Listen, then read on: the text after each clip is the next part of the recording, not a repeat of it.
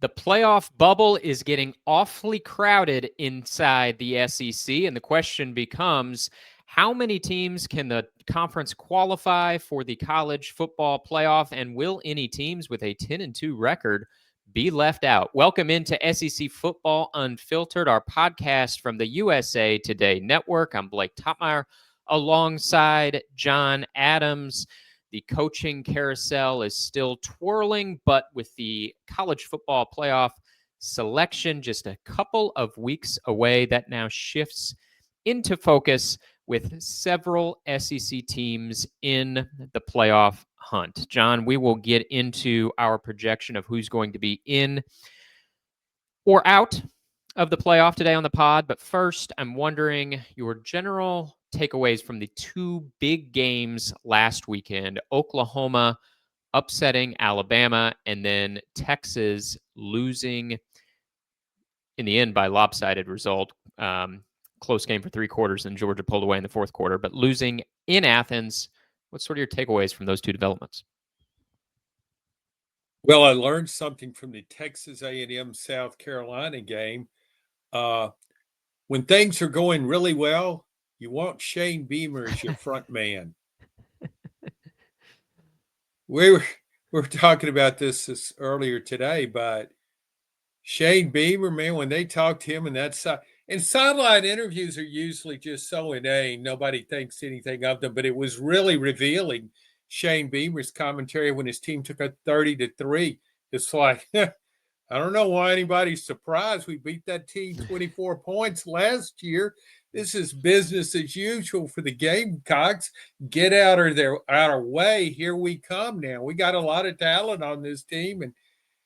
And off he went into the tunnel, into the locker room. And then when he came back out, we didn't see the Shane Beamer. Same Shane. Do you think Shane Beamer thought the game ended at halftime, John? Because watching him celebrate going into the tunnel at halftime and that interview, I mean, it was almost like he thought, well, we're up 30-3, game's over. It's just a matter of running out the clock here, but it's over. I mean, they played the second half as if they thought the game was over. Well, it was kind of like what we see all the time in the joy of the moment. I mean, a team could be losing by 27 points, and a player makes a first down, leaps up, makes a hand gesture signaling the first down and celebrating his accomplishment, even though his team is still losing by 27 points. But yeah, it was just you can say Shane Beamer was totally in the present and in the moment at that time, because you're right. I was waiting for his family to come down to the field. Yeah, he loves celebrating with the fam. That would have been something if he would have invited the family down to the field at halftime. I got to give you credit, John. I don't always do that on the podcast, but I cannot spare this opportunity to credit you, because last week on the pod, we were talking about how many national championship contenders the SEC has. I said 3. You said only 2. You did not have Alabama as a national championship contender. Your concerns were not a complete enough team to be a national championship contender. I had Alabama on my list of national title contenders. Well, you are vindicated, I think, by by Alabama losing to Oklahoma at Bryant-Denny Stadium. First time Kalen DeBoer has lost a whole home game since becoming Alabama's coach. And sort of what you were talking about, I thought, kind of came to fruition. Like, Alabama needs Ty Simpson to play really well to win anytime it goes up against a good team. Now, fortunately for Alabama, Ty Simpson has played really well a lot this season. But in a game where he had some turnover issues, the team had some turnover issues, there wasn't enough else there to bail out Alabama. And I think you were vindicated that Alabama is not a complete team, and that probably prevents them from being a national championship contender, at least as it sits today. Your thoughts on that development there in Tuscaloosa? Well, it's so in the SEC now. We've talked about it a lot, but there are no great teams, no super teams, no teams that look infallible. Everybody has flaws that they need to overcome. Alabama, in this case, couldn't. Oklahoma certainly has them as well. I thought a really significant play in that game was John Mateer's touchdown run, where he just kind of barrels through about 3 defenders and gets into the end zone. that pretty much sums up Oklahoma's offense. It's very limited. It's kind of like John Mateer has to make a play. You talk about Ty Simpson for Alabama, different type quarterback, but really operates well in the pass pocket. And he's just got to make plays. He's got to make on the money throws pretty much all the time because against the defense of the caliber of Oklahoma's, it just can't carve out yards on the ground. And you need more balance. And Oklahoma is, as much as its offense struggles, it's got a really good defense, and that carried it through. And I think it's significant too. Something else that stuck out to me, kind of through the years when Nick Saban was managing that Alabama dynasty, before it became a high-scoring, high-flying offense, it was kind of all about running the ball and defense and a power running game. And Alabama has no power running game now. And Oklahoma was the one with the more dominant defense, and that ultimately determined the outcome. And then a game I covered, John, in Athens, it was close for 3 quarters, but I really felt like even before the fourth quarter, I thought Georgia's not losing this game. And then they convert the fourth downs on the drive that ends in a touchdown to go up by two possessions. They get the onside kick. Next thing you know, they're up by 3 scores. Texas goes 3 and out, and next thing you know, it's a blowout for Georgia. I came away from Athens thinking, one, Texas has to go on the list of flops for the season. They're not a flop to the degree that LSU, Clemson, and Penn State are, but we're talking about the preseason #1 team here, and a team that was in the college football playoff semifinals last year, a team that spent a war chest to pay this roster, to pay this coaching staff. So with 3 losses now, they have to go on the flop list. So that was my first thought. My second thought was, I think Georgia is rounding into form. I don't put them in the same stratosphere as, say, an Ohio State, but I'm not so sure that Georgia is not only a national championship contender, it is. I think Georgia, despite what the records may say, I think Georgia might be a better national championship contender for the SEC than Texas A&M is. That's not to say that Texas A&M isn't one, but just because A&M is undefeated and Georgia has 1 loss, that doesn't mean to me that A&M is the best national championship contender from the SEC. I actually think it's probably Georgia, just a little bit ahead of A&M. Georgia's defense looked like a real Kirby Smart defense against Texas. Mm-hmm. It looked better. I think we've seen Georgia coaches talk about growing. We've seen Georgia grow this season. It's a more complete team. We talked about Alabama. Although it beat Georgia, Georgia's now a more complete team. And you saw that against Texas. Gunnar Stockton's play has been really significant to me.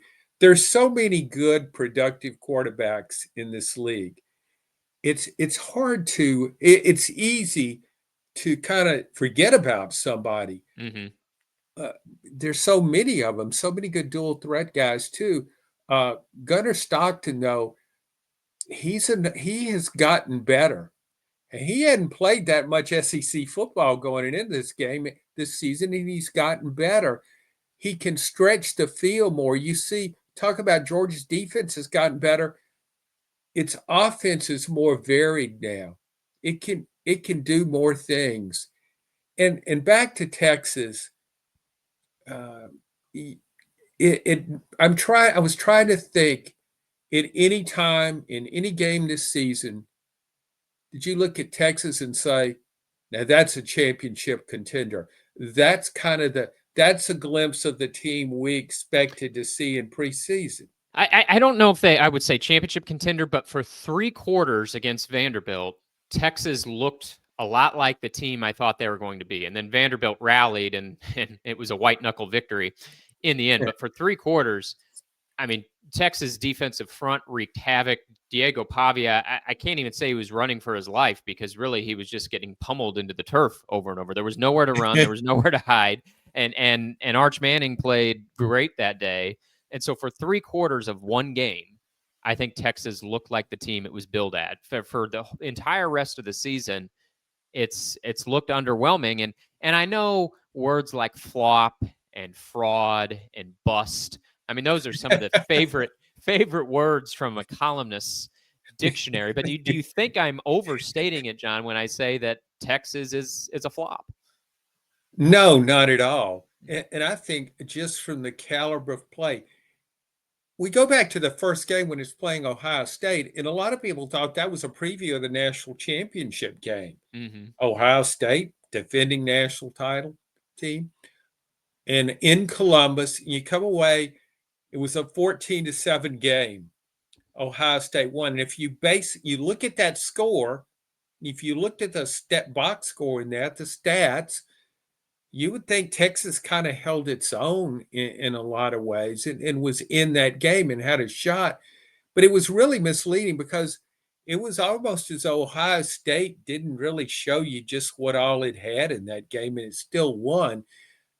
And you bring up so even that, to me, that performance didn't make me think, yeah, Texas is the real deal. It almost won in Columbus. It played Ohio State a 7-point game. No, and you bring up the Vanderbilt game. As good as it looked for 3 quarters, Texas it was almost in position to lose that game because if Vanderbilt recovers a last minute onside kick, it's threatening. And the way the game ended, it was just so Vanderbilt had all the momentum. It was just storming those Texas gates. And so it's just, yeah, it is a flop. And you can look at a lot of games and say that Mississippi State should have beaten Texas. Mississippi State just frittered that game away. It should have beaten Texas. And there were too many games like that, just subpar performances. It was never the team I thought it would be. Do you think, John, do you think Vanderbilt can we're going to get into specific in or out scenarios for the SEC here in a moment, but just in a comparison between Vanderbilt and Texas, Vanderbilt loses that game. The final score looks close. As we've discussed, for 3 quarters, Texas dominates. Vanderbilt still has an opportunity to get to 10-2. If they beat Kentucky, if they beat Tennessee, they will be 10-2. Texas could finish 9-3 if it beats Texas A&M, or Texas could lose to A&M, finish 8-4. They have Arkansas this week. I don't think they're going to lose to Arkansas. I don't think. But my question is, can Vanderbilt get in if Texas doesn't? If Texas is 9-3 or 8-4, and the committee says no, you're not in, Texas, but Vanderbilt gets to 10-2, do you think the committee can take Vanderbilt and reject Texas, even though Vanderbilt lost to Texas? I think head-to-head competition certainly is a factor, but it's not the absolute factor. I just think you have to evaluate teams and look at the big picture of it. The problem I have with Texas you look at that Georgia game, the way Georgia just took control of that game down the stretch. That, to me, you lose by 25 points, and then Texas loses to Florida. That's a really bad loss. That's something the selection committees should consider are bad losses. And to me, that's a really bad loss. Florida's probably going to end up losing 8 games. Mm-hmm. So that's a bad loss, a one-sided loss to Georgia. Yeah, it only lost to Ohio State by 7 points. But I think if those teams would have met again at midseason, I think it would have been probably a 17-point game. So you're saying it shouldn't be an absolute deal breaker that you think Vanderbilt could get in and Texas not get in. You're saying the head-to-head isn't an absolute deal breaker for you. No, I think if Texas is 10-2 and Vanderbilt's 10-2, yeah, Texas gets in. Sure. But at 9-3, no. I would take Vanderbilt over Texas. And I wondered if we looked at the teams, if we changed the uniforms and gave put that Texas team in Vanderbilt uniforms, and we looked at that, and we looked at Vanderbilt as if it were Texas. If Vanderbilt were Texas and it finished 10-2, do you think it would be out of the playoff? No, it would be in the playoff at 10-2 if it wore Texas uniforms. It would be in as Sure. if it wore Alabama uniforms, if it wore Georgia uniforms, on down the line. I think the only two teams we'd be questioning, maybe three teams that the committee would be questioning at 10-2 from the SEC would be Vanderbilt, Kentucky, Mississippi State. Anybody else, if they're sitting at 10-2, I think they're in. And I know the committee would say, oh, it doesn't succumb to brand bias. I'm sorry that if anybody else is 10-2 in the SEC, and it's not like they didn't. The final score says that they didn't get blown out. They were right there. I mean, heck, if Vanderbilt recovers that onside kick, they almost did. That game could be going into overtime.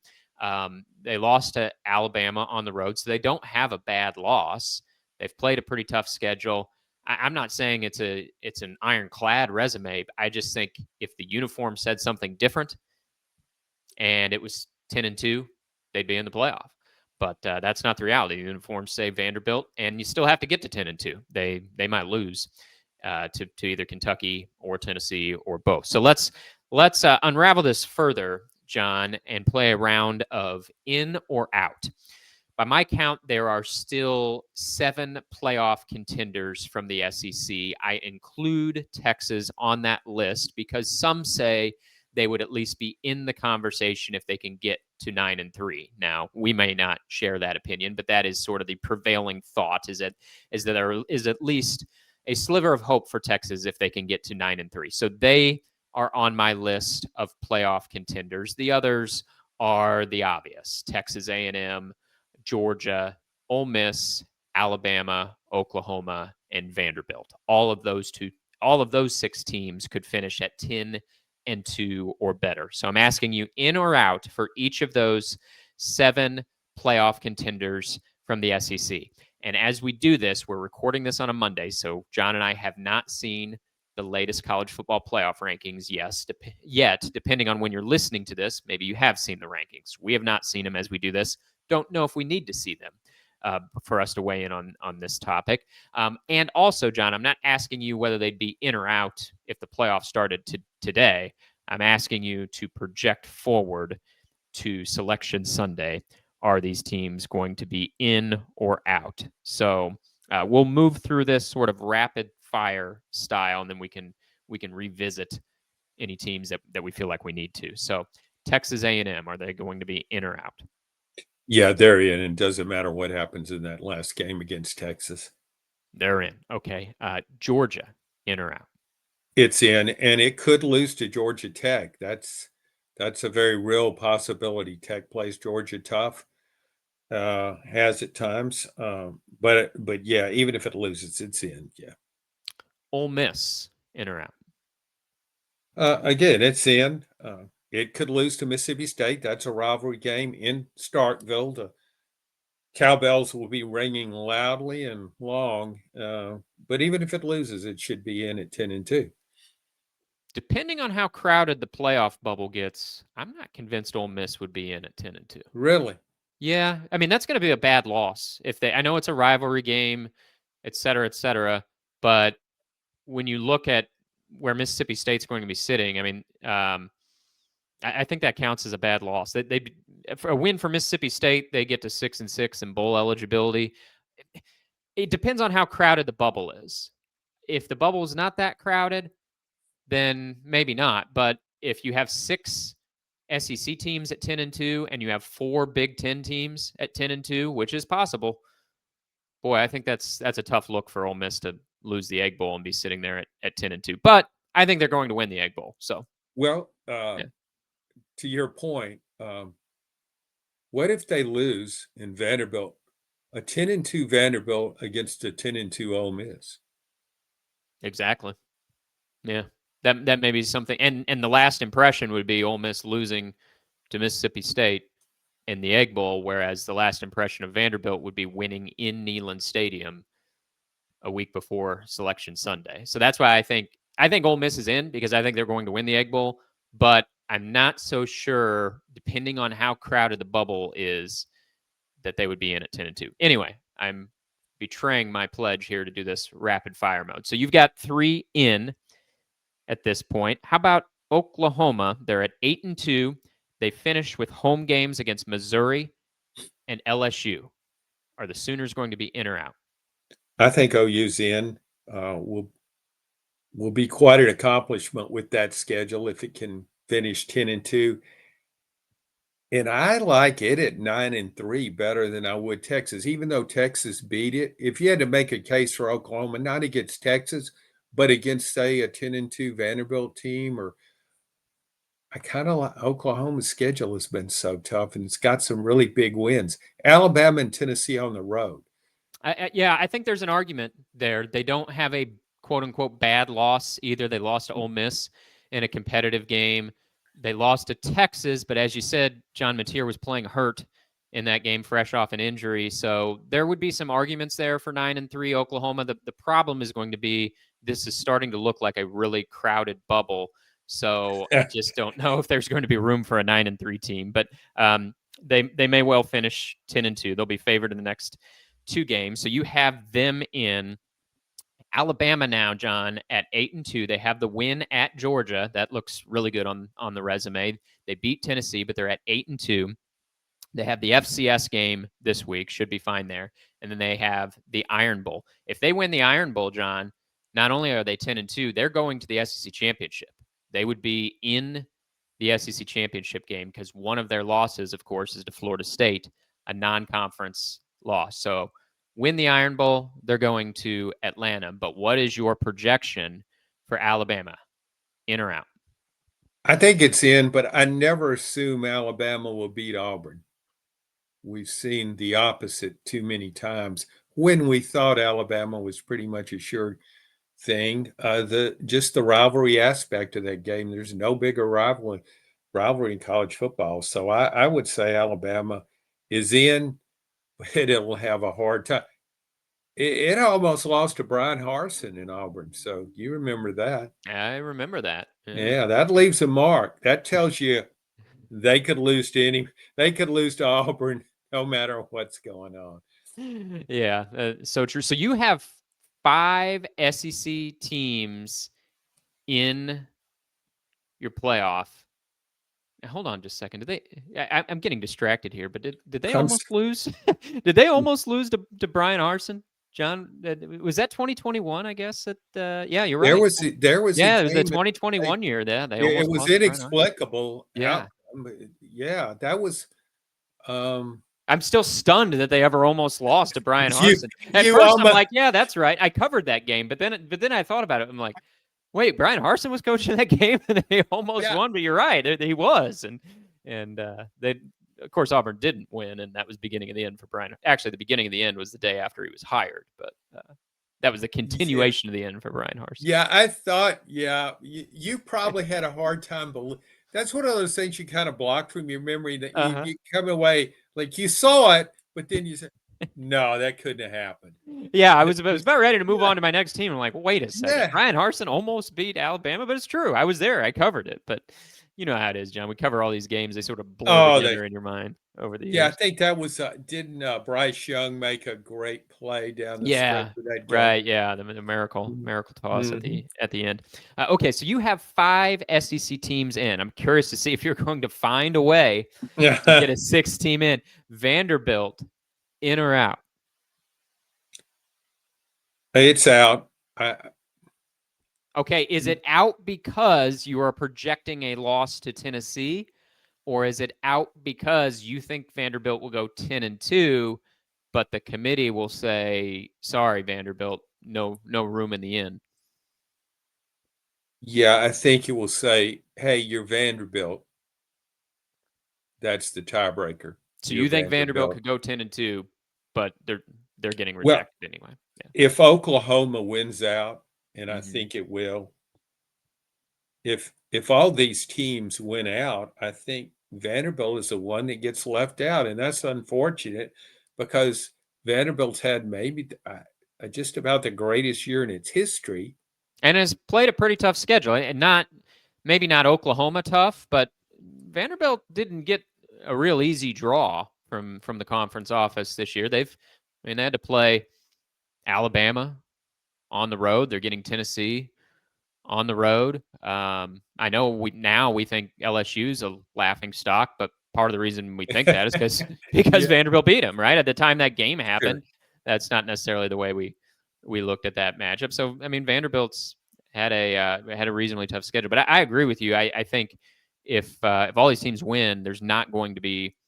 room for them, and we forget, Vanderbilt beat Missouri when Missouri had Bo Perbula. Now we can look at Missouri and say, well, it's not the same team because it's playing its third string quarterback. Well, the reason Missouri's playing its third string quarterback is because Vanderbilt injured Bo Perbula, knocked him out of that game, knocked him out for the season. So, I think there should be some credit there for beating what was at the time a different Missouri team, but I just think it's going to get too crowded. I'm not sure they win in Neyland Stadium, but even if they do, I think it could be too crowded for Vanderbilt. Last one, John. Here's your last chance to get a sixth SEC team into the field. If Texas closes with wins at Arkansas and against 11-0 Texas A&M, in or out, may not matter because you might not think they can do that. No, they're not in. They're out, and no, they're not beating Texas A&M. I guess they got the Texas A&M from the first half against South Carolina, but that's been an aberration in this Aggie season. So I think no, I just don't see Texas getting in. It not even if it beats A&M. No, I just don't see that.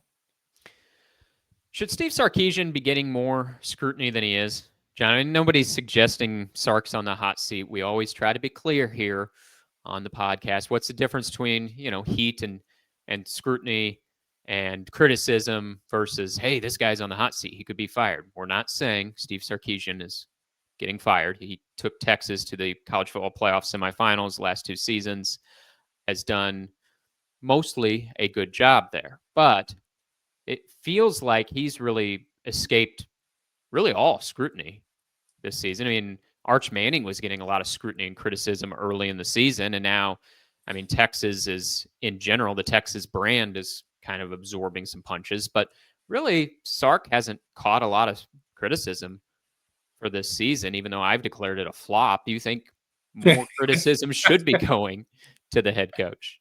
Well, yes, after listening to you, of course, I think he should get more criticism. Here's the thing with Steve Sarkisian. It has to do, let's look at Ohio State. Look what Ryan Day was going through before the Buckeyes just roared through the playoffs last year. All the fans that wanted him fired because he lost to Michigan after he won, seemed like 90% of his games there at Ohio State. When things don't go well, people look for things to point at. And if Texas doesn't make the playoff, I think fans will look back on even the slightest flaw or slightest shortcoming. For example, I guess it was in the playoff the year before against Washington. Texas was on the goal line, couldn't knock it in through a couple of fade routes. Washington wins and goes on the national championship game. I thought Texas was the better team, but it didn't win. Then go back to last year against Ohio State. I'm not saying Texas was better than Ohio State, but remember that disastrous turn of events there at the goal line. The people look back at those goal line situations, and you look at teams and you say, well, yeah, both teams are really talented, and in those really close, tight games, you think that's where a coach can make a difference. And Texas didn't win those 2 playoff games. I think if Texas lost to Arkansas, and that's not impossible. I know Arkansas hadn't won a game, but it plays a lot of teams close. And if Texas, it has a really bad day and lost to A&M, I think you would be on the hot seat because of all of Texas' resources. It's like Ohio State. You just aren't supposed to lose. You aren't supposed to come up short, and you aren't supposed to miss the playoffs. You've referenced Ohio State a couple times, John, and I just think maybe the lesson here is that Texas, this is further proof, as if we needed any, but this is further proof that Texas is not Ohio State. Because I think if Steve Sarkisian was the coach of Ohio State, it wouldn't matter that he went to the semifinals the past 2 seasons. If he was the preseason number 1 team and flopped his way out of the playoff, he'd probably be fired. And so that's what this tells me is that, no, Steve Sarkisian, shy of what you're talking about here, losing to Arkansas and losing to Texas A&M, Sark's not going to find his way onto the hot seat, find his way onto the disappointing seat, but not the hot seat. But that, to me, is the takeaways. Texas, for everything's bigger in Texas except maybe the hot seat, because, like I said, as you mentioned, Ohio State, that's where my mind went. If this was 3-loss Ohio State, that was preseason number 1. Adios, Ryan Day. Bring that home security team back that he had to employ last season to protect his house. I mean, he'd be goner. He'd be gone. I forgot about that. And so, yeah, I think if you sat down and sort of presented this to the most prominent Texas boosters, the ones who are funding its NIL program, almost attacking their ego. Well, at Ohio State, the Buckeyes faithful wouldn't put up with this. Mm-hmm. But I guess you guys don't consider yourself on the same level with Ohio State. And they're not. Challenge them. They haven't been. That's the reality for Texas. Yeah, they haven't been. But with that Texas-sized ego, though, they don't think of themselves that way. I mean, even in much worse times, with all their failed coaches, and there have been a few, I think the real Texas supporters and fans think, well, we should be winning national championships. I think that's who they believe they are, and they haven't been. And I think if you spoke to an alumni gathering there, started out, your opening remark would be, well, the Longhorns are a flop this year. We all know that. Mm-hmm. And then did the Ohio State-Texas comparison. They'd come out of that meeting and say, we got to fire Steve Sarkisian right now. One thing I do think it works in Sark's favor, though, he's beat Oklahoma the past 2 years, and he beat Texas A&M last year in the reinstallment of that rivalry game. So I think that, even though this season is a flop, the fact that he's won 2 straight against Oklahoma, he beat A&M last year, those wins against rivals, maybe tamp down a little bit of the heat and the criticism again. Now, if he gets boat raced by the Aggies in a couple weeks, well, he might be encountering a little bit more scrutiny and criticism than he is at this moment. I mean, I think the bottom line is Texas is not making a move on Steve Sarkisian. I just think, boy, this guy's really skated past a lot of the criticism that other coaches would take if they were preseason number 1 and flopped. And maybe there's something to be said, too, for the fact that, well, Steve Sarkisian restored Texas to the point where it could even entertain national championship aspirations. It was a joke before he got there. Now it's not a joke anymore. It's just a flop. And so there's probably something to be said there for why Sark maybe isn't getting that much scrutiny. Is, hey, he brought him to the dance. He just then left early, I guess you could say. Well, I guess Steve Sarkisian should be grateful that Louisiana Governor Jeff Landry doesn't hold the same position in Texas. Imagine him up in the press box at that Texas A&M game, and the Aggies do the Longhorns what they did to LSU in Tiger Stadium. He would be talking to boosters.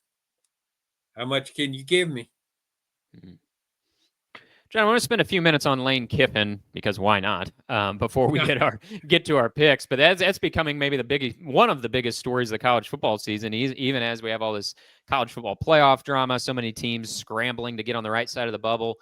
Kiffin is still like story number 1 in the SEC. Is he going to stay? Is he going to go? Meanwhile, Ole Miss keeps winning games. As we record this, some reports coming out on Monday. Baton Rouge Advocates, Wilson Alexander, is reporting that members of Kiffin's family flew into Baton Rouge to take a little tour of things in Baton Rouge. I mean, that sounds like a story that like some fan posts on a message board. Like I talked to a guy who talked to a guy who says this happened. No, that, to be clear, that's not what's happening here. This is the Baton Rouge Advocates, Wilson Alexander, really good reporter, is reporting that this is a real thing. Members of Kiffin's family flew into Baton Rouge to take a little tour as LSU apparently courts Lane Kiffin. Meanwhile, reporting from Chris Lowe's on 3 is that Ole Miss is trying to hold Lane's feet to the fire and get a decision from him on is he going to stay or going to go. Now, I'm curious how that works. What if Lane says, no, I'll take my sweet time here. I'm not going to make a decision on this any sooner than I want to. And what's Ole Miss's alternative here? They fire him and pay more than $30 million in buyout money to fire him because Lane won't give him an answer? Like, that seems sort of like an empty threat to me. Like, you must give us a loyalty pledge if you're going to stay. You must sign a contract extension. No, I mean, he really doesn't have to, as far as I see it. Like I said, what are you going to do if you're Ole Miss if he wants to continue to drag this out? But how do you see this? Do you think Ole Miss could kind of force Kiffin's hand here and make him make a decision in the next week, make him sign some contract extension that locks him in there? Because I don't really see how Ole Miss could force Lane to act any sooner than Lane wants to act, because, I mean, you can't fire him and pay all those millions of dollars while you got a playoff team on your hands. What can you really do if you're Ole Miss?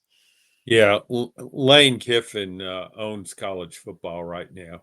He's got all the leverage. There's not really anything Ole Miss can do. Maybe Lane could. Just said how much he loves Ole Miss. Maybe he can say, "Oh yeah, my family was in Baton Rouge. My daughter dates Whit Weeks, the LSU linebacker, and it was just yeah, that was the reason for the visit." That sounds like when all those John Gruden rumors that were going around Knoxville from many different years. He was spotted in a restaurant. So who knows? But Lane Kiffin is really we have all these other coaches coming out and saying, there's no way I'm leaving this school. This is where I want to be. I'm not going anywhere. This is it for me. Lane Kiffin hasn't said that. Mm-hmm.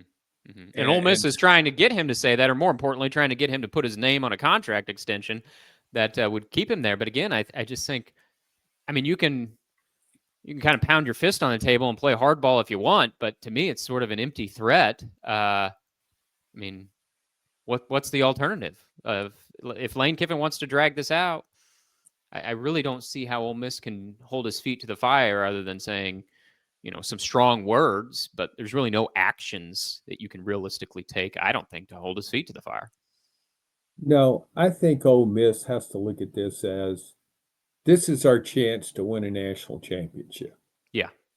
And we're just going, and how many schools aspire to win a national championship or even have an opportunity to do that? And so this is an historical season, regardless of what happens with Lane Kiffin. And this is your shot. Who's to say if Lane Kiffin leaves or if he stays that you ever come this close again? This is your chance. Go for it. Imagine if in Nick Saban's final season, John, and I know it's different. Saban didn't leave for another SEC school. It's much, much different. But just imagine if Alabama had said in November of that final season, hey, Nick, you got to make a decision. We need to know within a week, are you retiring or not? No. Alabama would never do that. You let him, because they had a chance to win the national title. You let him go as long as he wants. You take your shot to win the national championship. Now, they came up short. They lost in the college football playoff semifinals. And a few weeks later, Nick Saban says, hey, guys, I'm going to retire. But I'm just trying to imagine Alabama like saying, Nick, you got to give us a decision. Now, Lane Kiffin's not Nick Saban, and Lane Kiffin's also not retiring. He's thinking about another job. But your point, I think, is a good one of you don't sabotage the season if you're Ole Miss by messing around with this and trying to strong arm your coach. You do everything you can to keep him and hope that he stays, but don't lose sight of the fact that you're still pursuing a national championship here, regardless of what Lane Kiffin ultimately decides to do. Yeah, that your comments provoked a great image. I imagine an AD walking into Nick Saban's office and giving him an ultimatum. and Nick looks up from his desk, deadpan, and goes, Verbo, commercial on him as when he said, "It's a rule." He just said, "No, I'm the coach here as long as I want to be." Yeah, Nick End of Saban looks up and says, "Excuse me, who are you?" no, that would but no AD would have ever done that. So Right. it's Yeah. Yeah, give Greg Byrne at Alabama some credit. He wasn't sure. going to walk into the office and do that. Last thought on Kiffin, John, before we get to our picks. We were just talking about Steve Sarkisian and how this season's been a flop for Texas. Now, as we also said, Sark's not really facing any serious heat in this moment. But would the better play for Lane Kiffin to be, hey, I'm going to stay at Ole Miss, never mind Florida, never mind LSU, because maybe in a year or two, Texas opens. Or maybe in a year or two, Kalen DeBoer flames out at Alabama. And even though Alabama didn't want me last time, maybe I'm looking pretty good this time. Point being, would Lane Kiffin's better play be not to retire at Ole Miss, but to stay and wait it out until something even better than Florida or LSU come open? Now, I realize some would say there's only about 2 jobs in the country that are better than LSU, but this is not a moment of great stability for LSU. I don't know that this is the finest the LSU job has ever looked. So the devil's advocate argument of Kiffin staying to me is not necessarily, hey, you got to retire at LSU, but it's, hey, if you wait another year or two, maybe your name's coming up for another program that could be a great job, i.e., perhaps a Texas or Alabama if it goes south for Sark or Kalen DeBoer. Boy, that's a really interesting possibility. I don't think his value will drop between this year and let's just say next year Ole Miss falls off and finishes 7-5. He will still be uh, renowned for what he accomplished at Ole Miss. He took Ole Miss, a program that hasn't been on that level, never been to an SEC championship game. Mississippi State has done that much, and yeah, he might get something even better. It wouldn't hurt him to leave. And here's a way he could really come across as almost heroic, is if he said, I've had some other opportunities. I'm very grateful for that. Some other schools have been interested in me, really prominent schools, but I just can't. I'm totally focused on this team and this season in Ole Miss. We're trying to win a championship, and that's all I care about right now. All that other stuff, I don't know how that would play out, but I can't make a decision. I'm sticking with Ole Miss. I I think I'm think almost talking myself into a column, John. Lane Kiffin should stay at Ole Miss, ... and leave for Texas in 2026. Well, you mentioned two. I'll throw one more out there. Oklahoma. You just And if can't. You just can't accept that Brent Venables is not getting fired, John. He's going to be in the no, playoffs no, now no, after beating. no, Okay. no, I'm not saying to get fired. I've got him in the playoffs, but what Yeah, happens next year? I And know. I'm and just then giving you trouble. I know, but and don't forget about Southern Cal, and I'll throw one more at you. Texas Tech. Hmm. Lot of money to spend out there in Lubbock. Florida State. Florida State. If they hang on to Mike Norvell for an extra season, There you fire him next go. year. See, he's got all kinds of opportunities. Just stick with the Rebels for now. Kick that can down the road. See what happens next year. I know we're saying this somewhat humorously, John, but I actually think that might be the play. Uh, Go Oh, chase the title this year, and hey, there's always going to be more great jobs are going to come open again. Like, why does it have to be LSU or Florida, right? There are going to be more sure. great jobs open next year, and then the year after that. And I think your point's a good one. If Lane goes 7-5 this next season, it's not like he's going to have lost all value. I mean, No. he's going to be fresh off a playoff run with Ole Miss. All going 7-5 next season would do is make it real simple. He says, "Oh, actually, I do need to leave, and now is the time. So I'll go leave for whatever the best job is that's going to be on the market next year, because you know there are going to be good jobs on the market. Good jobs come open every year. And just because this has been an active carousel doesn't mean that next year's won't have good jobs on the market too. What if Sharon Moore at Michigan I goes just thought flat? of him. Yeah. Yeah. And another thing, who thought that Brian Kelly would get fired before November at LSU? Yeah. Lane doesn't have to leave this year, and he also doesn't have to retire at Ole Miss. There could be something in between him leaving this year and him retiring Ole Miss, which probably sounds like a pretty good compromise for Ole Miss fans. If you knew that Lane was going to eventually leave, but he wasn't leaving this season, he was going to make a run at this thing this year, I think you could probably accept that compromise if you're an Ole Miss fan. Yeah, you need to go write the column as soon as we get through with this podcast. I think so, John. All right, let's get to our picks first, so then I can get to that column. John, I went 2-3 last week, but somehow gained a game on you because you went you went 1-4. It was not our finest moment. We don't have a lot of fine moments in the picks, but you are still 500. You're after your 1-4 week, you are 30-30. I am 3 games back after my 2-3 week. I go 2-3 pretty much every week. I'm 27-33. I've still got you within striking distance, though. All I need is some more 1-4 weeks from you because I'm not going to go better than 2-3. So I just got to keep on keeping on here with the 2-3. You can have some more 1-4 weeks. So sort of a bleak weekend of games, but we'll make our picks anyway. 4 SEC picks plus a lock of the week.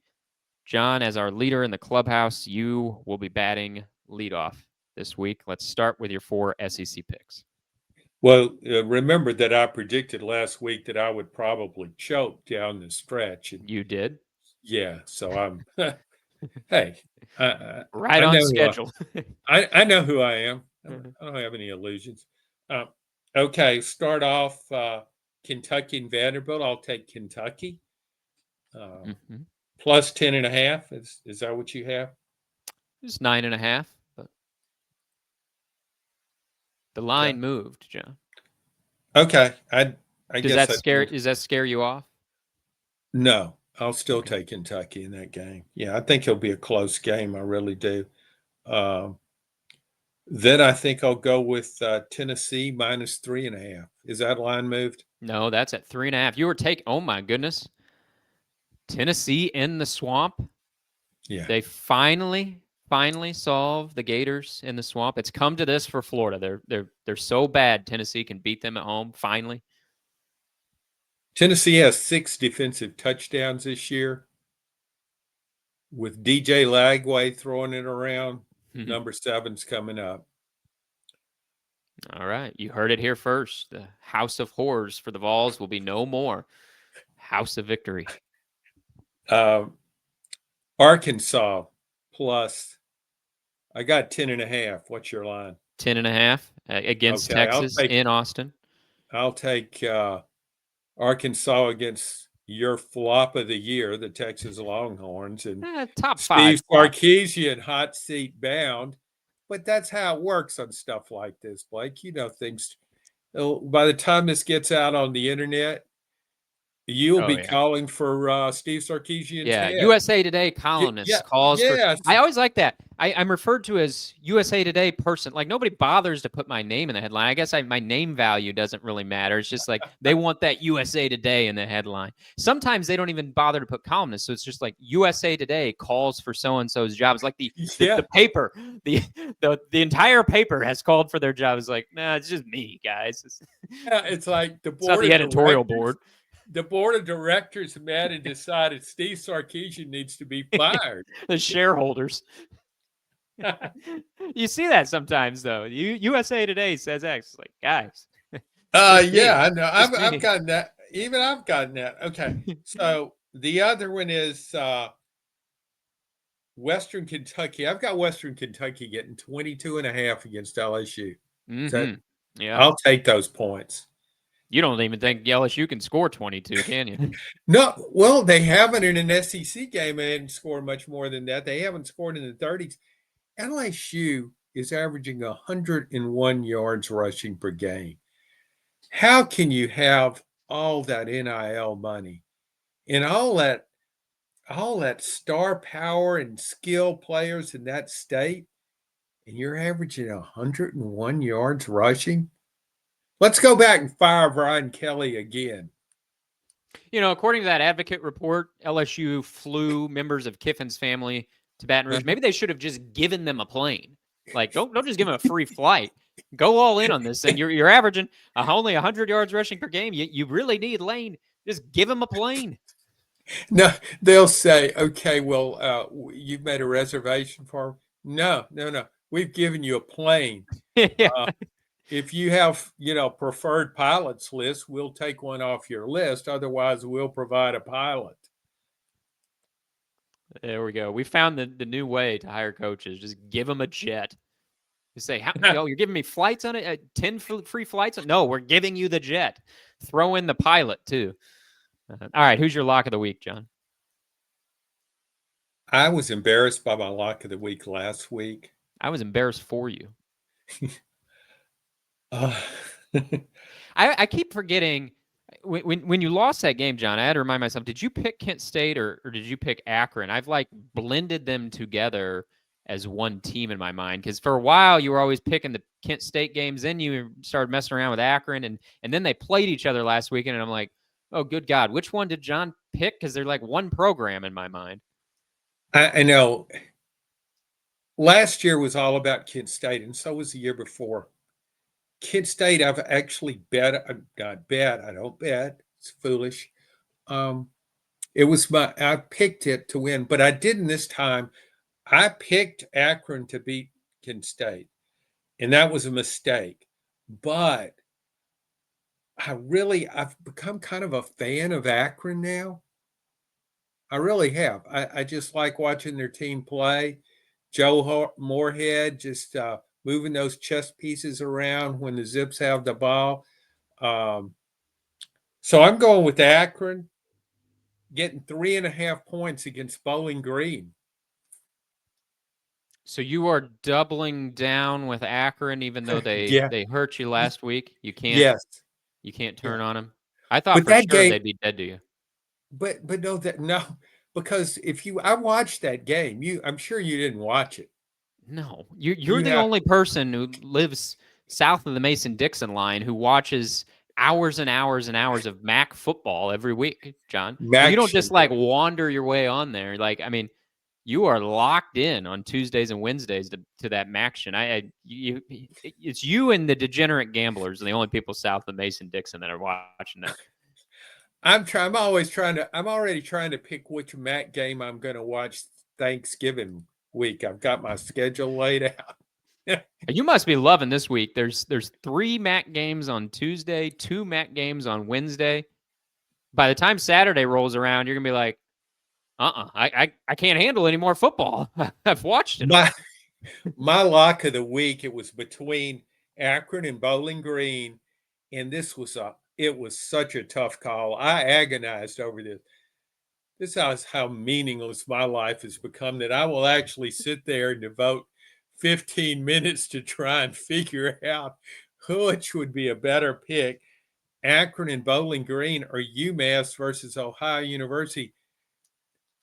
Ohio University Open is a 29.5 point favorite. When I last looked, it was 33.5. Everybody's jumping on that. Yeah. And so I was all prepared to go with UMass because I like watching the Minutemen play. It's not quite at Kent State's level of year ago, but it's clearly the worst team in FBS, and it has absolutely not a whisper's worth of offense. But when the line moved up, I couldn't stick with it, and I moved over and took my beloved Akron Zips, and I'm really looking forward to that game. Will that UMass game be on TV? Is that on a Saturday? It's Tuesday night, CBS Sports Network. You're going to be flipping back and forth from ESPNU to CBS Sports Network. For Akron's on ESPNU Tuesday night. And you mean Akron and UMass all at the same time? Those two on games? the same time. That's going to give you a workout there. You might just need to bring a second TV into your living room, John, so you can put one game on one TV, one game on the other. That way you don't have to be missing. You won't miss a single second. of either of those games. That's one game's on the laptop, one's on the TV. There My you go. only tough call is which one gets the big screen and which one gets the smaller screen. Okay, we wasted way too much time Yes, we talking have. about that. Well, my picks aren't worth spending a lot of time on because, well, I'm 6 games under 500. So I'll go rapid fire. I am taking Oklahoma, giving the 8.5 points as Missouri comes to town. Bravo to Missouri for whipping Mississippi State last weekend. But Oklahoma has the best run defense in the SEC. That's Missouri's calling card is its ground game. They're going to be playing with that third string quarterback in Norman against the SEC's best run defense. I think that's a tough batch of ingredients for Missouri. So I'm giving the 8.5 points and backing Oklahoma and that defense. After I gave Georgia all those flowers and said national championship contender, I think 44.5 is just too much. Taking woeful Charlotte and those 44.5 points. Bet you didn't expect that one, did you, John? No, I didn't. And you probably didn't do your research there because I was looking at Charlotte thinking, could it be as bad a team as UMass? And I wanted to convince myself that nobody was at UMass's level. And I started looking at Charlotte. It's the second worst team in FBS. But not the worst. Not the worst.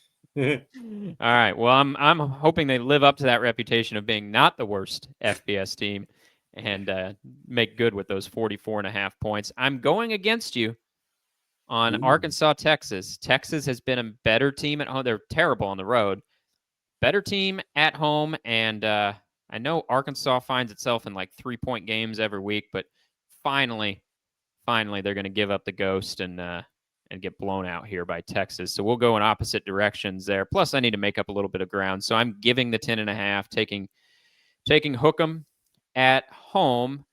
And here's one you didn't have, John. After South Carolina blew that lead, I'm saying they're getting off the mat, pick themselves up, pull themselves together, and Shane Beamer's going to celebrate like he never has before after they blow out Coastal Carolina. I will give the 23.5 and say Beamer invites down all the extended family members for just an all-time celebration after a blowout win against Coastal Carolina.